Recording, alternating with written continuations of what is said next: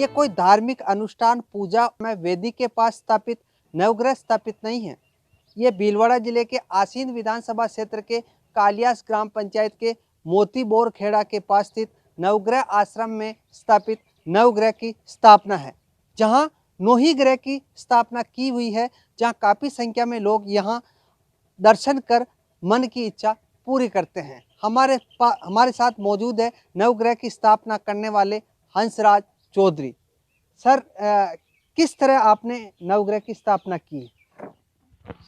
नवग्रह की स्थापना के पीछे मूलतः जो भारतीय ज्योतिष शास्त्र का जो प्रधान जो वाक्य है या प्रधान जो विचार है वो ये है कि आज के 200 वर्ष बाद में कितने बज के कितने मिनट पे सूर्य ग्रहण होगा या चंद्र ग्रहण होगा, इसको पूरा विज्ञान भी आज मानता है।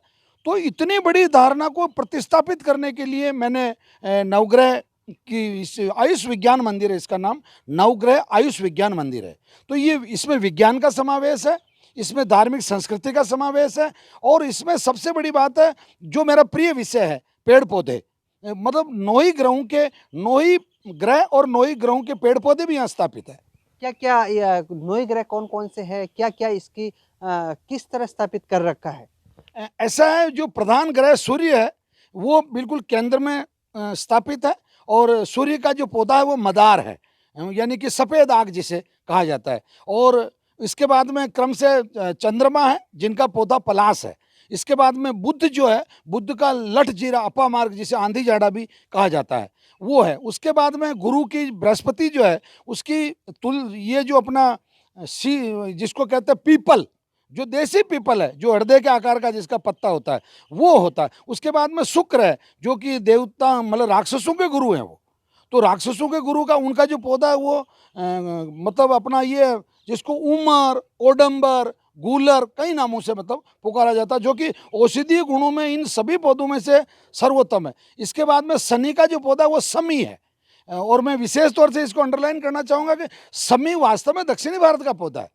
जो यहाँ राजस्थान में खेजड़ी को समी मान लिया जाता है, परंतु मैं इसके विवाद में नहीं पड़ता हूँ कि जो मान ले धर्म के प्रति आस्था होनी चाहिए, परंतु समी जिसे कहा जाता है उसका पीला और लाल फूल होता है, थोड़ा सा लालपन और पीलापन। यहाँ पर ये सभी पौधे स्थापित। उसके बाद में राहु और केतु ये दो छाया ग्रह हैं, तो ये इनके अधीन कोई राशि नहीं है।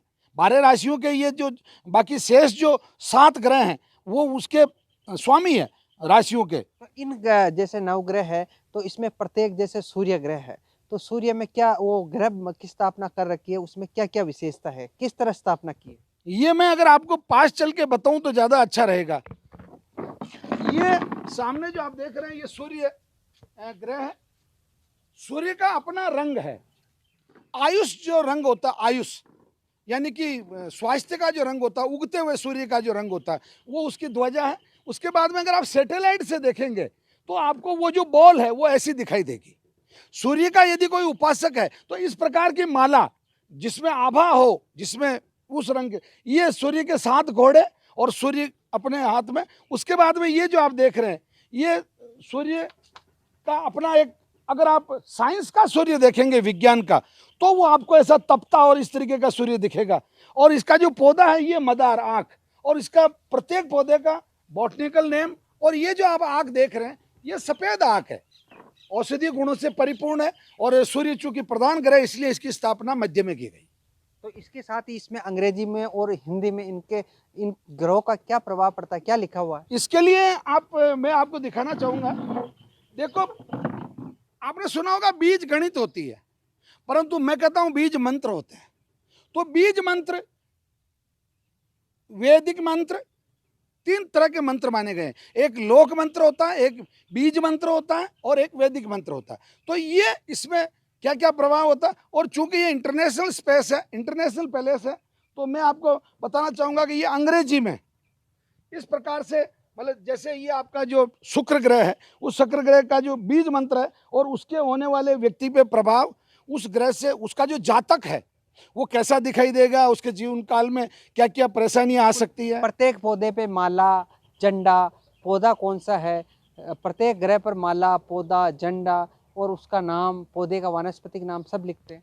जी बिल्कुल, ये विज्ञान मंदिर है, जैसा कि मैंने आपको बताया। ये आयुष यानी कि उम्र, विज्ञान यानी कि जो साइंस, और मंदिर यानी कि टेम्पल, ये पूरे संपूर्ण भारत में मेरी दृष्टि से बिल्कुल, मुझे ज्ञात है, ये मैं बिल्कुल पूर्ण रूप में से कहता हूँ, प्रसन्नता के साथ, घमंड के साथ नहीं, प्रसन्नता के साथ कह रहा हूँ कि ये इस प्रकार का प्रयास प्रथम बार मैंने किया और ये प्रयास सफल रहा। तो नवग्रह के दर्शन करने से ऐसा है साहब, आप इसको अतिशयोक्ति के क्षेत्र में ना लें।